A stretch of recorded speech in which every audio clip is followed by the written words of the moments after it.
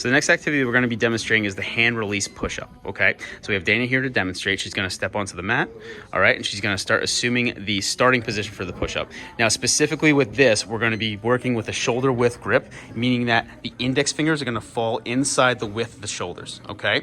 So now important to notice that Dana is doing a couple things here in the starting position. Number one, she's tightening her abs to maintain neutral spine, all right? She's tightening her glutes to make sure that her hips are straightened out. She might have to dip those hips a tiny bit. And then from here, what we're going to do is to start the position, she's going to retract her shoulder blades a little bit. Now what that feels like and looks like is basically the shoulder blades pulling back a little bit, almost as if you're trying to pinch somebody's fingers in the middle of your back. That's going to save your shoulders. After she did that initial scapular retraction, she's going to bend at the elbows, tucking them in towards her sides.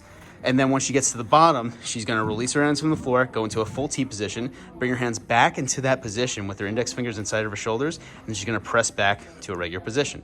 Now, there's a couple things here that we don't want to do, okay? Number one, we don't want to let the trunk go soft, and we don't want to round out. So we don't want to dip the hips excessively. We don't want to round the hips excessively. So we could do lumbar flexion, good. So now that's one thing that we want to stay away from. Number one, doing that is going to constitute a missed rep, okay? And number two, it's not really going to be efficient for you. The other thing that we don't want to do is we don't want to be pressing with the shoulders protracted or, a lack of scap retraction, because it's just not efficient and it's not really going to save your shoulders. And if anything, it probably felt pretty uncomfortable on Dana's shoulders here.